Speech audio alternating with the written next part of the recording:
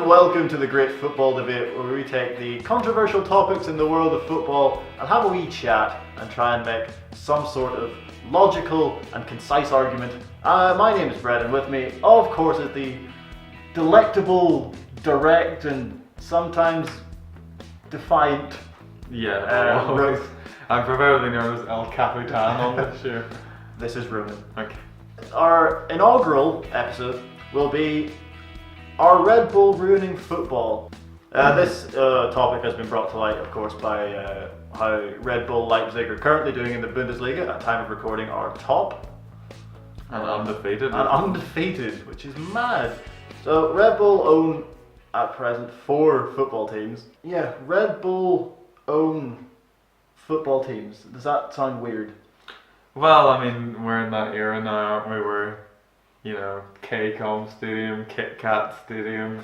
That's where we're at. Red Bull's just that step further, isn't it? The question here that I've got written in my sheet is fairly dramatic. Are Red Bull ruining football? I wouldn't go that far, but what Red Bull are doing is certainly a bit sad, really. I mean, it's a bit sad. It is a bit sad. Like, you've got the Salzburg club, which has been extremely successful. I think it's won in the league 7 or 8 times since they've formed in 2005, and that was a club, Austria Salzburg, who had existed for over 70 years, and then suddenly they were a club no more.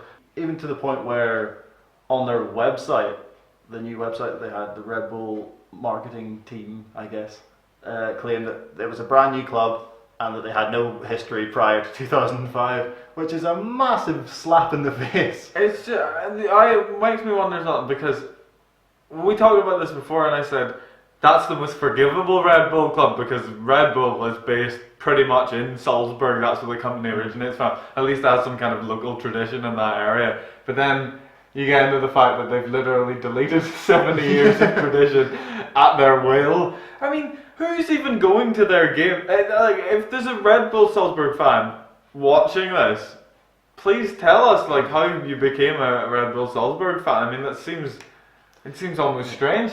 Carry over fans? I don't. Well, which is odd, because at that time then it split the fan base. Yeah. There was 2 supporters groups formed: the Red Whites to support the Red Bull, the new Red Bull Salzburg team, and then the Violet Whites, which would support the old SV Austria team. I mean, the question is, are Red Bull ruining Austrian football? I think the answer is they already have. When we talk about Leipzig, now we've had Leicester last year, and that was an incredible story. With no one expected them to win the league. It came from absolutely nowhere, and they didn't do it with a money-laden baron. They just spent wisely. Exactly, it was solid recruitment and everything. And Leipzig are doing much the same thing in the Bundesliga right now. They're buying young, they're buying smartly, they're playing excellent football, they're winning games against big teams, and they're sitting above Bayern Munich for good reason. But at the same time, where they're the underdog now, they've just spent 5 years. They were founded, 7 years ago? They've spent 5 years bullying teams in the lower leagues with finances that they can only dream of. Founded in 2009, and since then they absolutely ran roughshod over the German lower leagues to get to Bundesliga 2. We should clarify, a lot of only the top 3 leagues in Germany are professional leagues, so they've been spending at the level of professional team in a semi-professional league environment it's absolutely insane. But then now we come to this wonderful, weird alternate universe where they're the underdogs, and they're amassing fans all over the world because people are going, well, this is exciting. And Bayern have had a stranglehold since the Klopp's Dortmund won the Bundesliga 4 years ago now. 2011 was the last time they won anything. And that's just sad. I mean, but then it's also good. With Leipzig specifically, it's very odd, I think, because in essence it's an underdog story where this team has worked their way through the leagues, but so everyone should be on their side. But also it's not an underdog story. It's a silver spoon story where it's like Richie Rich or something. It's not. it's not really an underdog story, but then there is an element to that of what they're doing now is like their coaching staff and their playing staff deserve all the credit in the world because what they're doing is absolutely insane. If they can keep it up, you know, if they're battling at the end of the season for the Bundesliga title, that is an achievement on par with any. I'd say even just to qualify for Europe. Yeah, it would, but if they're competing for the title, that even exceeds Leicester, who have been in the Premier League a couple of years. Whereas that's absolutely insane if they can pull that off. But it really is. There's two sides to the coin. I don't want to live in a world where Red Bull Salzburg are playing against Jägermeister Dortmund in the final of the Emirates Shield in Dubai or what. Like, it's not. It doesn't bear thinking about, to be honest. The Red Bull quote unquote curse has it's not just applies to Salzburg and Leipzig. Of course, there are other clubs. Red Bull Ghana, for example, founded in 2008. I find that very strange because Ghana is a country. It is. It absolutely as is Brazil. Red Bull Brazil. Red Bull Ghana. I assume it was to kind of capitalize on the African market, not market. I guess it would be an emerging market there in Western Africa where it's getting more prosperous and. I mean. But the thing about it, the scheme was abolished and finished in 2014 after their relegation to the second tier in Ghanaian football, I suppose. So and then the project scrapped. That points to the fact that if it doesn't turn out successful, they're just willing to ditch it and go. Just pull the plug, yeah. Well, you leave people in an even more vulnerable position. Are you saying that? I mean, I'm asking Red Bull here, not you, but are they saying that if Red Bull Salzburg hadn't won the league 7 times out of 8 or however many, then they would just go and leave a club that didn't. They've taken a club that's existed for over 70 years and they've gone, okay, everything's deleted, but if that doesn't work out, have they gone, okay, the club's still there, we're just not going to be there. Does the club exist? I mean, it's bizarre. With that example, the squad and the academy, they merged with the Feyenoord Academy out in Ghana, and then it merged into the Western African Football Academy. So something came of it, but the club exists no more. And then also Red Bull Brazil, which is so weird, because that is also a country. It is a country. And they're not even chosen to represent a town, as is tradition with football clubs usually. But this is the first club that they founded specifically as a project for themselves in 2007, and they currently play in the, I want to get this right, Campeonato Paulista. Apologies for my Portuguese. It's the highest league in the region of Sao Paulo. So the Brazilian football ladder baffles me. Is like there's 4 regions and there's leagues within that region. Yeah, pretty much. That's mental to me. New York Red Bulls is a good example. Yes, the MLS club, New York Red Bulls. No, New York Red Bulls were the Metro Stars until 2006, and weirdly, people will be watching this thinking, well, Americans don't really have much football tradition, but Metro Stars are one of the clubs that actually did have quite a long tradition, a long history as well. In the inaugural MLS season. What they could have done is, people watching might be familiar with the new franchise. It's truly the meaning of the word franchise of Red Bull. But the new franchise, New York City, which has only had a couple of seasons in MLS. And Red Bull could have had a project like that where they took a team that didn't exist. Yes. But they actually took what was a struggling franchise in fairness. And again, a deleting of history, a deleting of tradition. They play at a ground called Red Bull Arena. There's not much originality. But is there a silver lining to that with the Red Bulls specifically?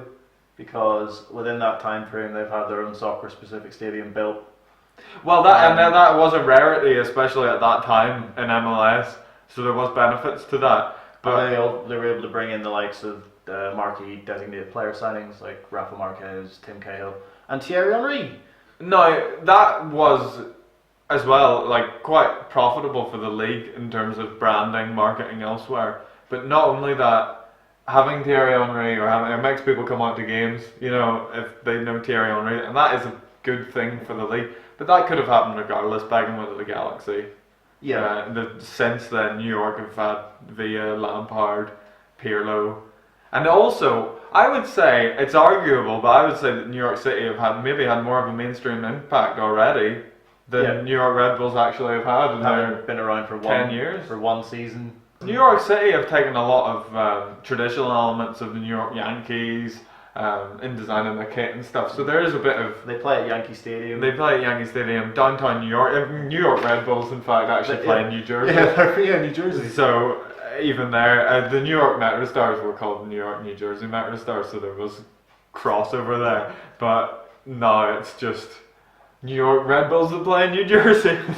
That seems to be the respect they have for tradition over at Red Bull. But that seems to be the case with a lot of American kind of franchises. It is a different argument when you go to America, certainly, because I mean the fact that they even refer to a franchise, which would be seen as a dirty word over here, really, is commonplace and used by fans.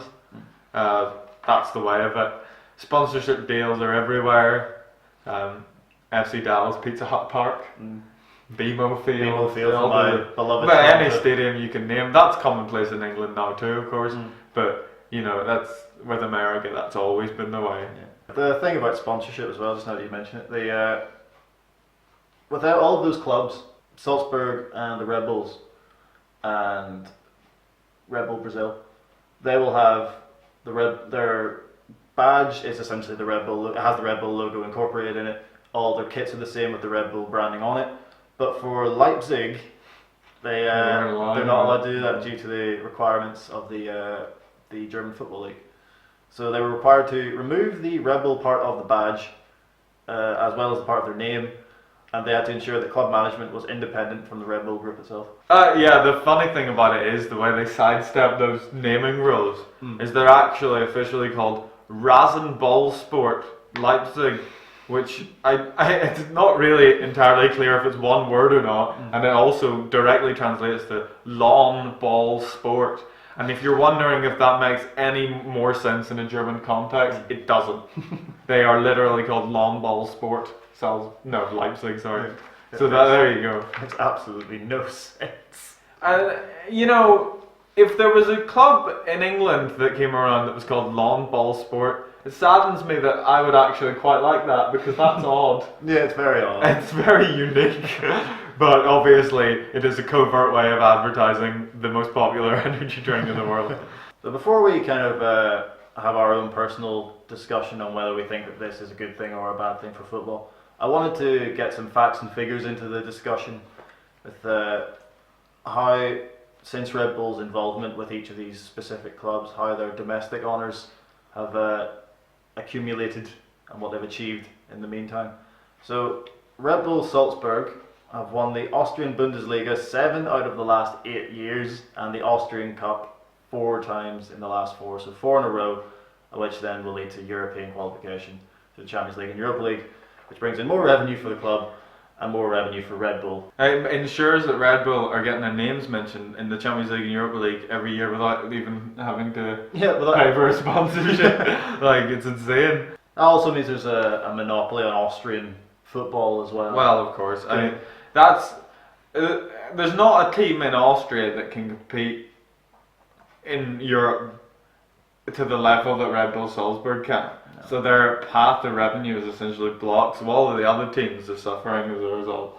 The New York Red Bulls, MLS Cup runners-up in 2008, MLS Supporters Shield winners in 2013 and 2015, and they've won the Eastern Conference 4 times in the last 6 years, including this year. I think it's less important in America whether it's a winning formula or not, just for the fact that every team operates in a similar way to New York Red Bulls. The league restricts the operations that are in place elsewhere across the world, so salary caps and everything. Salary cap plus the draft is going to change it. Yeah, you're changing your roster essentially every year. So it's a different thing now. It suits America. America and New York Red Bulls.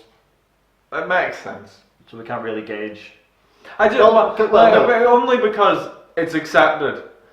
The reason that we have such a problem with it here is because it's traditionally not accepted that a team would come in owned by some kind of company and then You know, you've seen it with Newcastle with Sports Direct. I mean, that was just rebranding the stadium name. Even it had the original stadium name in it, and it was still a problem. So, you know, that's a way that we view things. We don't view clubs as franchises, where Americans largely do. That's how fan culture works there, and that's fine. And it's not as intrusive, shall we say, over there as it is here. So I think it's a different scenario over there. But I would argue to the fact that they were a struggling franchise before Red Bull came along in that regard. So they are now seeing a bit of success. I mean, the thing is, we can't have an issue with Red Bull being well run, these clubs being well run. That's what we're saying about Leipzig. It's not their responsibility to be bad once they've committed the sins that we already believe that they have. You know, so we can't hurt them for that because they've operated within the means of the league. Red Bull Brazil, they've won again, my appalling Portuguese is going to come to the forefront here, the Campeonato Paulista Serie B in 2009 and the Serie A3 in 2010, and not a great deal since. They must have given up there. Well, yeah, that's not as impressive, is it? No, but then not exactly knowledgeable on the Brazilian league or how it runs. It's how it allows to run its clubs.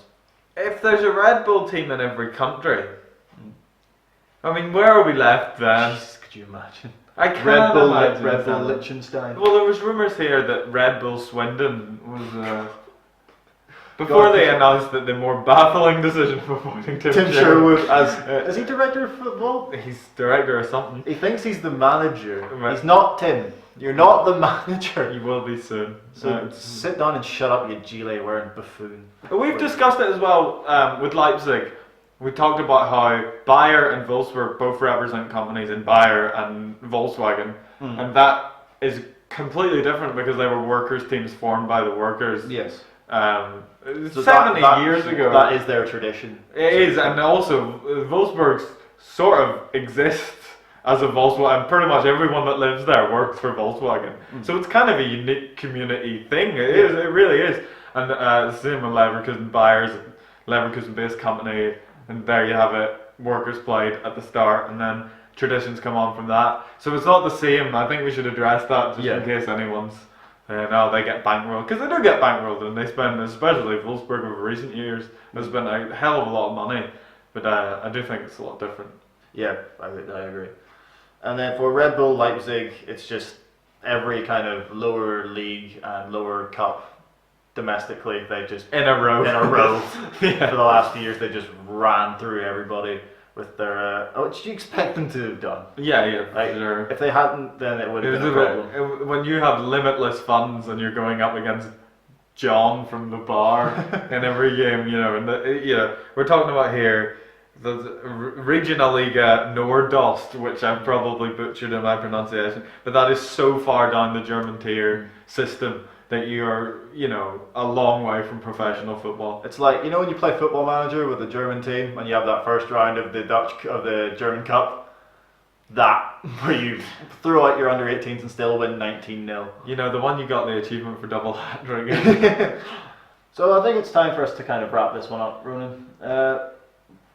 What's your personal opinion on the whole thing? No, I'm going to refer back to what's on my sheet, which the question that you asked at the start of the show is, are Red Bull ruining football? And I sort of alluded to the fact that I thought that was a ridiculous question at the start. And since we've been talking about it, no, I think they are. So it is quite a grandiose, sweeping statement. It is. It's very overdramatic, and I completely agree with it.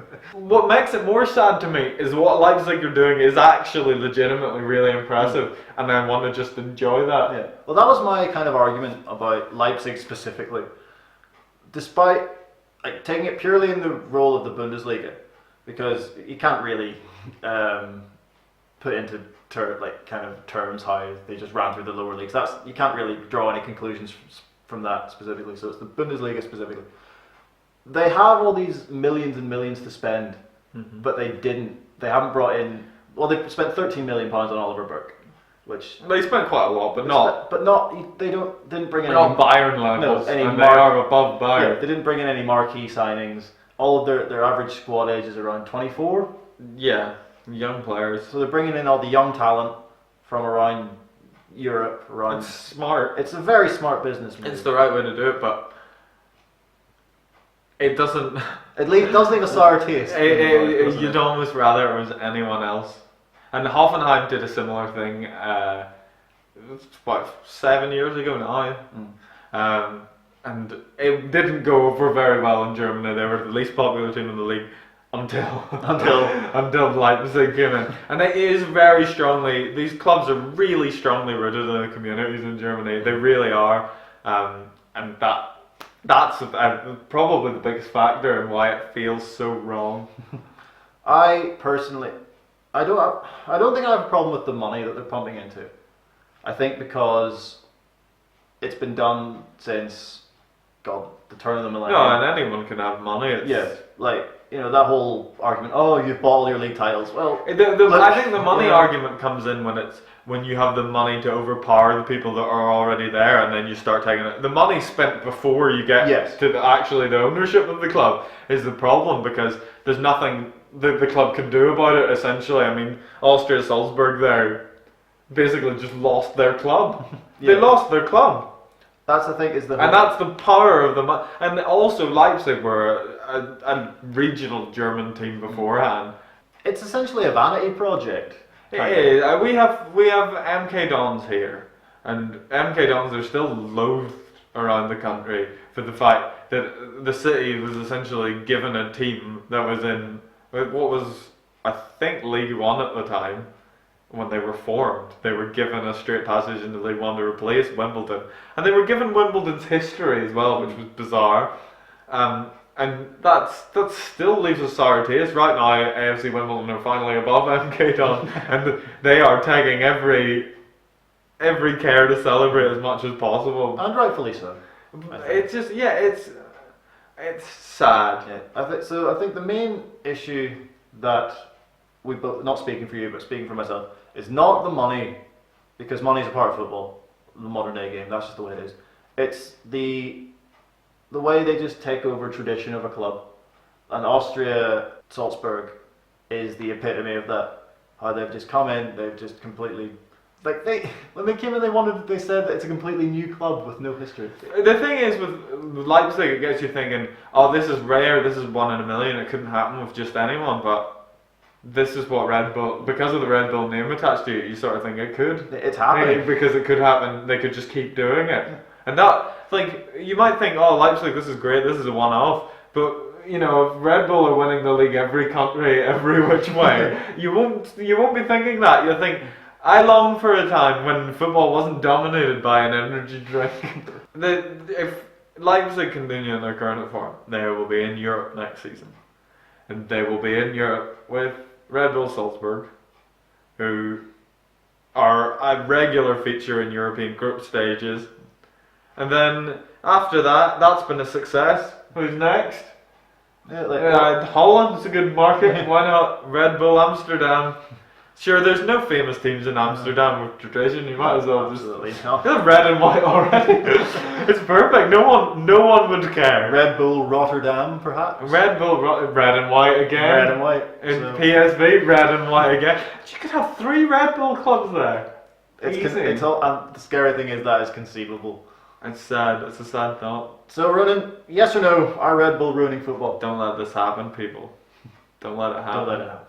So that is our opinions on whether Red Bull or not are ruining football. Let us know your opinions in the comment section below, and remember to like, share and subscribe to the football debate. My name is Brett, this is Ronan. See you later. That didn't go well.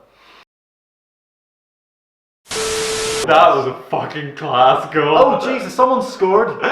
Who scored? That's why I did that, because he scored a screamer, and I was just like, I have to draw attention to it. We're watching Bremen Frankfurt, by the way.